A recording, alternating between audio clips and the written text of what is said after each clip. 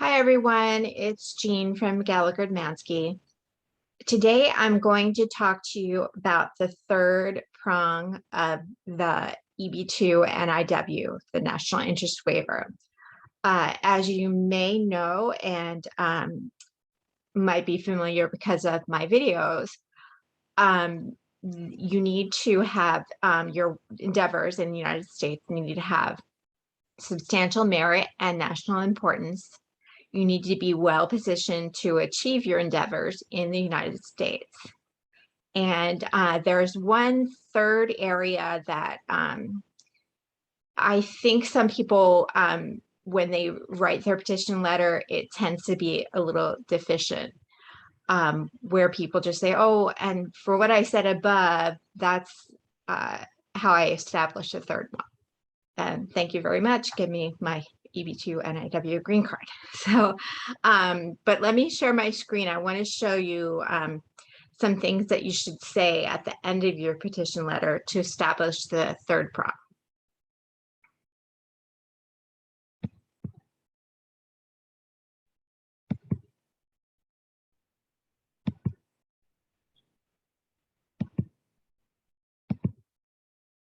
Okay, so the third prong is that it would be beneficial to the United States to waive the requirements of a job offer and thus a labor certification, meaning the regular EB-2, it's commonly known as PERM, that your employer would, obviously, if they're your employer, would have to have offered you a job. And then they have to go through, they have to file paperwork with the Department of Labor for the labor certification. But the EB-2 National Interest Waiver, that's where you're asking that be waived. So there's three things within prong 3 that you should ideally have. So one, you should have a heading that says that it's impractical for you, the beneficiary, to secure a job offer or labor certification. So what are some reasons that you can give to USCIS that it is impractical? So one, are you a researcher who goes where grants are available? So that's why it wouldn't make sense for you to be hired by a university or a particular lab, because you want to be free to go where the grants are and conduct your research for the benefit of the United States. Or is your work highly specialized? So would your work not really, your qualification not really come through on a labor certification, where you would not be able to do your specialized work, because if there was a labor certification, it might show that there wasn't a need for someone with your position, when in actuality, you're not just somebody with a certain job title. You have really unique specializations that make it in the national interest for USCIS to grant you a green card. Or are you an entrepreneur? So if you're an entrepreneur, you're creating jobs rather than getting a job offer. So feasibly, you'd be creating jobs and offering other people jobs, not getting a labor certification for another employer, because you'll be the employer. Okay, so that's the first one.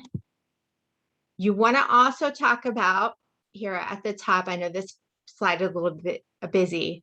At the top, you should have a heading that it will still benefit the US despite the availability of other qualified US workers. So you might be saying, well, no, there is no availability for other US workers, is what I'm trying to say, but you still need to put an argument in there that even if there were other qualified U.S. workers available, then you should still be granted the EB-2 NIW, and that's because there's a projected growth in the field in the United States. So I would suggest going to bls.gov/OOH, which is the Bureau of Labor Statistics, and the OOH is the Occupational Outlook Handbook. And then, as you can see at the bottom where it's highlighted, an information security analyst, which I'm using as my example, it shows that between 2020 and 2030, there's going to be a 33% growth rate, or that's what they're projecting, which is much faster than average. So you can include that as an exhibit and say, and as it shows in the Occupational Outlook Handbook, my field is growing at a tremendous rate. In fact, it's faster than average at 33% projection of growth over the next 10 years. So, and then number 3, is it sufficiently urgent to warrant a waiver of the labor certification process?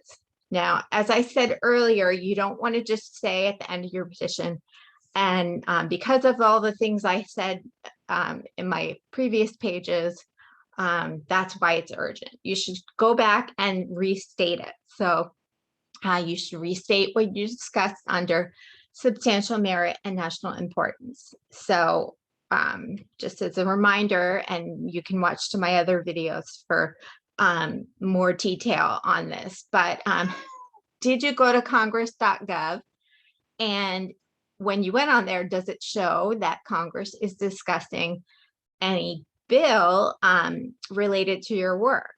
Well, that makes it urgent because it's on the floor, being discussed on the floor of Congress. So obviously it's urgent.